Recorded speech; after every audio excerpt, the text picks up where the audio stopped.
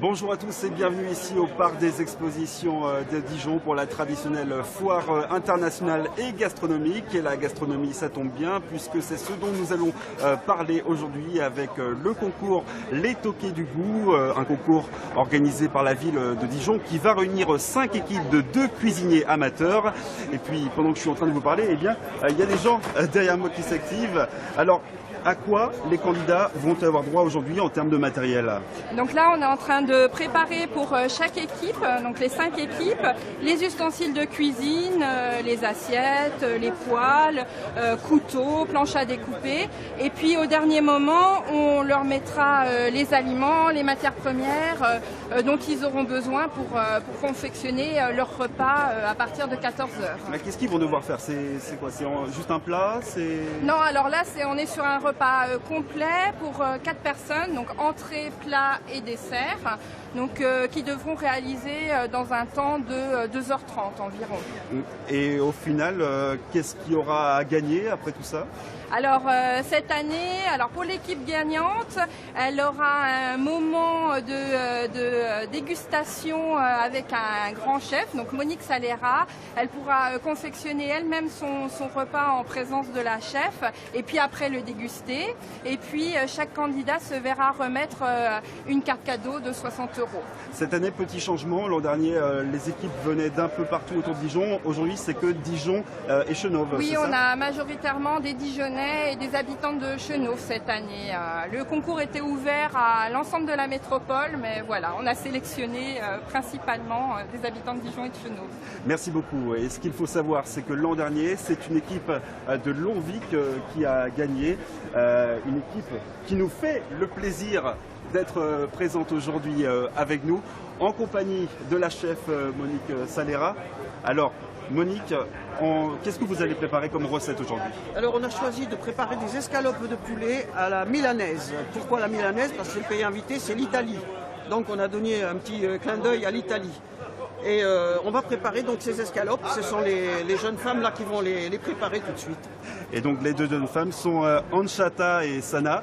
Bonjour. Bonjour. C'est vous qui avez remporté l'épreuve l'an dernier. Tout d'abord, qu'est-ce que vous faites dans la vie tous les deux? Moi, je suis agent de la cantine de la ville de Dijon. Et moi, je suis étudiante.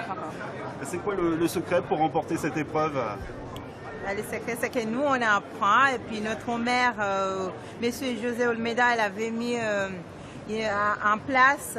Tous les mercredis, on fait des ateliers de cuisine à Longvic. Merci, monsieur le maire.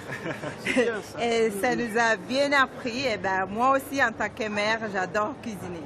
Et la cuisine, ça représente quoi pour vous? Ça représente beaucoup en tant que bourguignonne. En Bourgogne, on aime bien la cuisine. Et le bon vin aussi. Et du coup, c'est très important. Et la cuisine pour vous?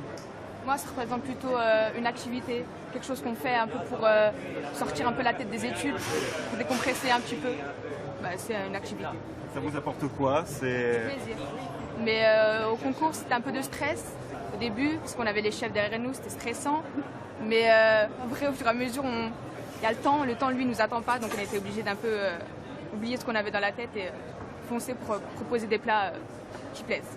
Oui, parce qu'en plus, vous n'avez que 2h30, c'est ça, pour réaliser entrée, plat et dessert. Oui, c'était juste, parce que quand on répétait à Longvic, on avait le temps, on avait les personnes autour qui nous entouraient, qui nous rassuraient que ça allait aller. Mais quand on est ici, c'est un autre environnement, c'est complètement différent. Mais on s'en est sorti quand même. Monique Salera, Monique Salera, vous êtes donc une chef réputée et reconnue.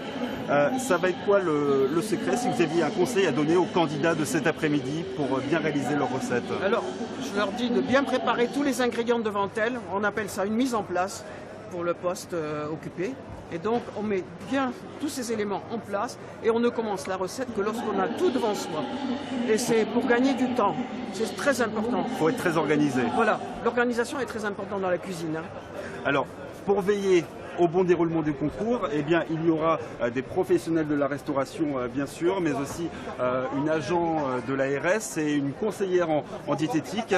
Et il y aura également la ville de Dijon qui sera représentée par Françoise Tenenbaum. C'est vous qui avez mis en place ce concours. Tout à fait. C'est la ville de Dijon, c'est moi-même et c'est la 9e édition. Ce concours qui s'adresse à des amateurs veut dire que dans cette ville labellisée UNESCO pour la gastronomie et pour le repas français, eh bien c'était la portée de tous.